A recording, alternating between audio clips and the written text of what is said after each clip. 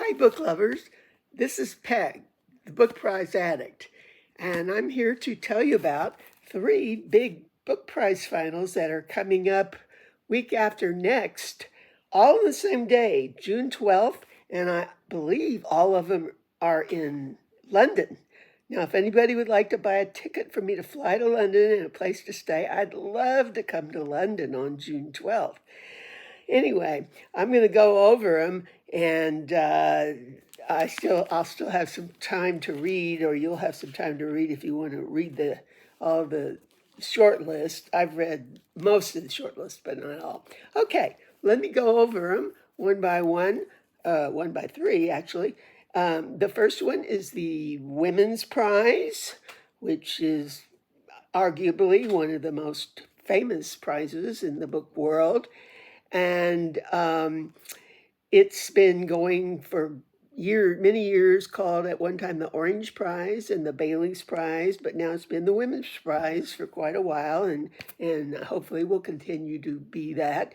I read one book. I'm going to start with the book I liked the most, and I really, really liked it. And I wanted to tell you about it. It's Tell Me Everything by Zz2. Now, a couple things about this. First of all, Elizabeth Strout has written either 6 or 7 books, you could say in a series, about the same main characters. There's 2 women, Olive Kittredge and Lucy Barton, and a man, Bob Burgess, and each of them have a couple books named after them. Now, all these characters are in the different books in different ways, plus their ex-wives, ex-husbands, lovers, children, all that. So you get to know them all through the earlier books. Now, I've only read one of the earlier books, a real early one. I love the style, but I just didn't get around to reading it anymore. And I'm here to tell you, you do not have to have read the prequels to enjoy this book. It introduces you to the characters with plenty of information, enough you'd know if you just met somebody, and the story just goes on from there. You don't have to have read it. In fact, I think it would be interesting now that I've read this, where the 3 main characters get together and interact. It would be interesting now to go back and read the background of them all. Anyway,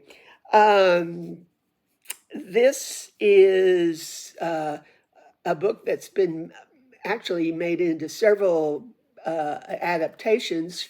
The actor Frances McDormand, when she read the first one, she secured the rights for it. She liked it so much and has produced a long HBO limited series of, I think it's called Olive Kittredge, but it has all the people in it. It's really expensive to buy. I was looking, and you have to buy the CD or Blu-ray, and they're very expensive. I don't know. I like the days when you could rent things, but we'll see. Anyway, I would love to watch that. It's supposed to be very good. All in all, Elizabeth Strout is so good with the effect of place on the characters. A lot of the titles have the place they were in. And she actually portrays the humanity. Nobody's all good or all bad. Okay, I'm picking this to win. I haven't heard anybody who hated it, and most people really like it. Now I'm going to show you the next 3 in my estimation of what could win, and all of them have lovers and haters.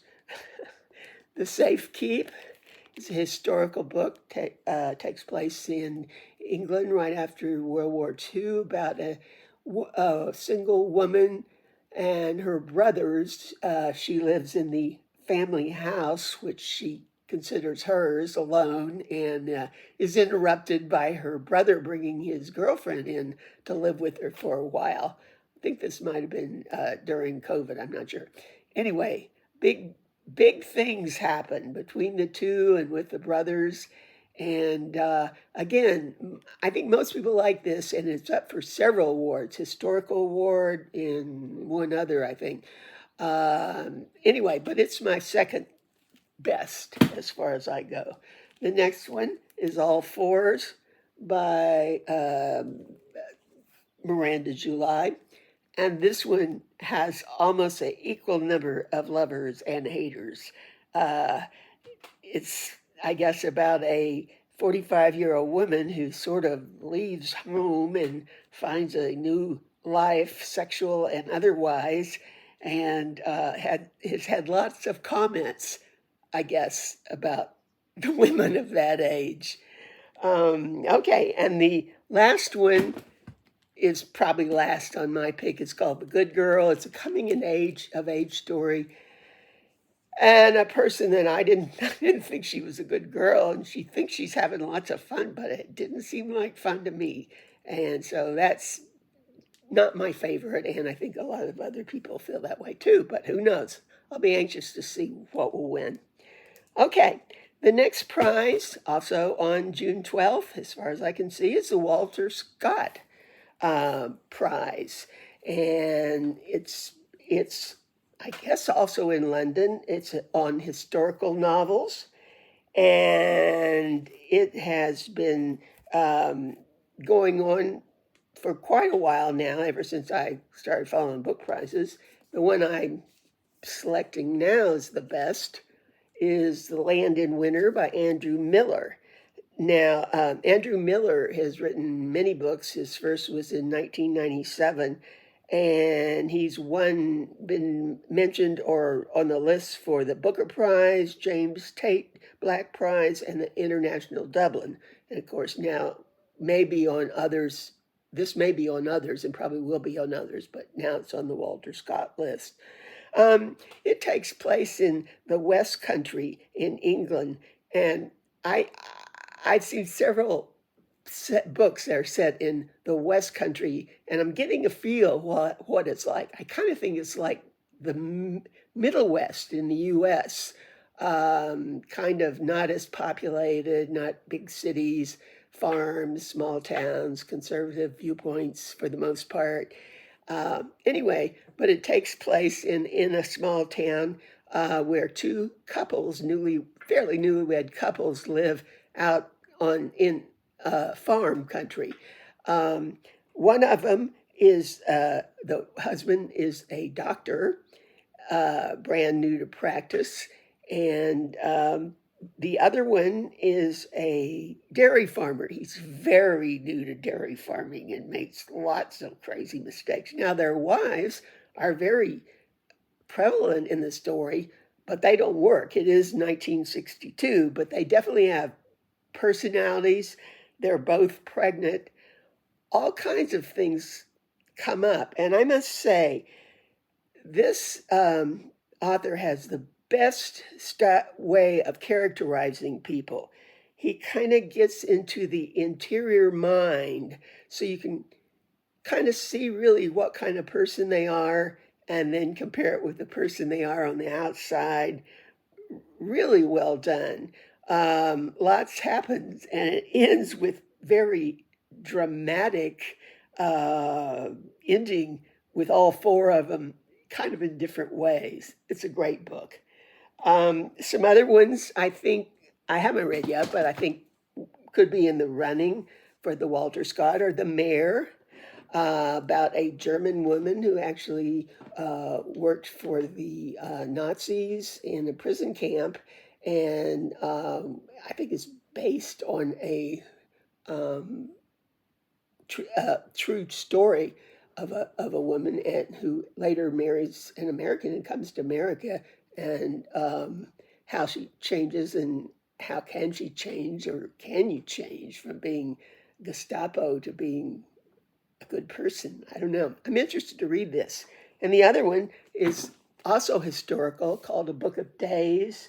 It takes place in Tudor England, in a small village where kind of, I guess, strange things happen. I've noticed these last two, Mayor and The Book of Days, scally-danding books, the great